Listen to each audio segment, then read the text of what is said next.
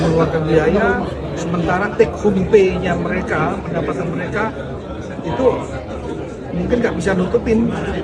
Ini cari peluang. Ya, kepala daerah ini kan dipilih rakyat. Mereka bukan rekrutmen top down. Yang kita bisa lakukan kepada kepala daerah ini adalah satu, kita melakukan lead rep, tujuannya untuk menguatkan nasionalismenya, integritasnya, ya. Kemudian juga memberikan pembekalan awal, termasuk KPK juga hadir di sana, BPKP juga hadir memberikan masukan, Kementerian Keuangan dan lain-lain. Kemudian bahkan dari Kejaksaan Agung, Kapolri juga ngisi pada saat retret bahkan awal. Tapi kan sistemnya kepala daerah ini kan bukannya komando. Kepada Mendagri kan bukan komando. Seperti ketika saya menjadi Kapolri dengan Kapolda, Kapolres, komando. At any time bisa kita copot kalau macam-macam. Nah, jadi yang minta saya lakukan adalah membuat sistem untuk pengawasan masalah keuangan. Ada namanya sistem informasi pemerintah daerah, di mana APBD-nya bisa kita lihat. Kita memberikan guideline secara menyusun APBD.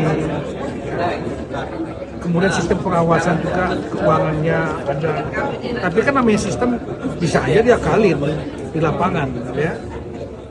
Dan teman-teman kepala daerah ini kan sekali lagi dipilih rakyat, latar belakangnya beda-beda. Ada yang paham birokrasi, ada juga yang nggak mengerti tentang administrasi sehingga mengandalkan kepada pejabat birokratnya, Sekda, BKAD, Bapeda. Kemudian yang kedua, teman-teman kita tahu juga bahwa saya sudah pernah menyampaikan mungkin bahwa biaya rekrut mereka itu tidak murah. Semuanya sudah jadi pembicaraan umum, pengetahuan umum bahwa untuk menjadi kepala daerah itu kan tidak gratis. Mereka harus menyiapkan yang resmi saja, menyiapkan tim sukses, menyiapkan kampanye, biayanya tinggi. Ini salah satu akar masalah. Dia mengeluarkan biaya, sementara take home pay-nya mereka, pendapatan mereka itu mungkin nggak bisa nutupin. Ini cari peluang. Jadi by system, by environment, ini sistem atau lingkungan yang membuat mereka akhirnya mencari dengan jalan yang tidak benar. Yang kedua, bisa juga dikarenakan faktor perorangan. Udah cukup, tapi kemudian pengen lebih. Dan sekali lagi, kepala daerah ini kan dipilih rakyat, ya. Sepanjang dia populer, disukai, ya kemudian terpilih. Kita nggak bisa menjamin integritasnya seperti apa. Yang kita bisa lakukan adalah pengawasan, peneguran, kegiatan-kegiatan bersama KPK, sistem pencegahan korupsi, ada namanya manajemen monitoring control for corruption prevention MCCP. Kita sudah buat Kemendagri bersama Kejaksaan Agung dan bersama KPK. Tapi semua sistem ini kan bisa saja nanti diakali di lapangan. Ada gratifikasi dan lain-lain. Nah ini kan kembali kepada integritas masing-masing kepala daerah. Dan mereka bukan anak kecil. Ya. Kepala daerah ini nggak bisa kita awasi 24 jam, 7 hari seminggu, kita pelototin, nggak mungkin. Ya. Nah, oleh karena itu, kita pun untuk melakukan sanksi pun kan teguran. Kemudian nggak ada, kita Mendagri nggak punya kewenangan untuk memecat mereka. Pak, ada rencana buat cap biaya pilkada nggak Pak? Apa itu? Ada cap atau membatasi biaya pilkada kan tadi Bapak bilang. Itu kan harus bicara undang-undang pilkada. Nggak bisa dan cap hanya keputusannya menteri. Ya, ini menyangkut itu diatur dalam undang-undang harus. Nah, undang-undang ini harus kesepakatan dari pembuat undang-undang DPR ini bersama pemerintah.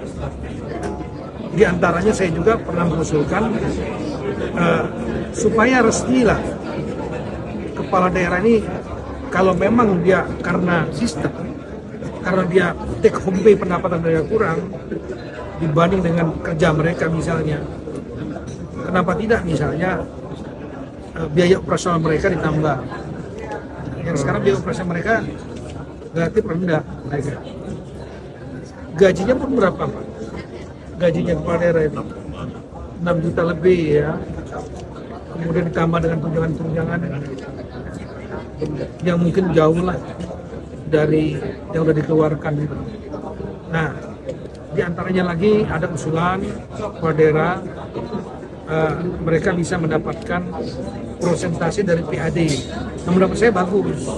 Kenapa? Supaya bisa mendorong kepala daerah untuk berpikir, berkreasi menaikkan PAD, pendapatan asli daerah, tanpa membebankan rakyat, dan dia bisa mendapatkan persentase misalnya dari situ. Tinggal dibuat aturannya. Tapi ini perlu perlu adanya studi dulu ya. Perlu adanya pembicaraan antar kementerian lembaga di Indonesia, di pemerintahan, bila perlu juga berbicara dengan DPR, karena ini keputusan penting. Pembatasan tadi bakal dibahas di RUU Pemilu berarti Pak, pembatasan biaya pemilu pilkada. Bisa saja. Bagaimana cara mengaturnya? Pembatasan biaya pilkada itu bagaimana mengaturnya? Apakah kemudian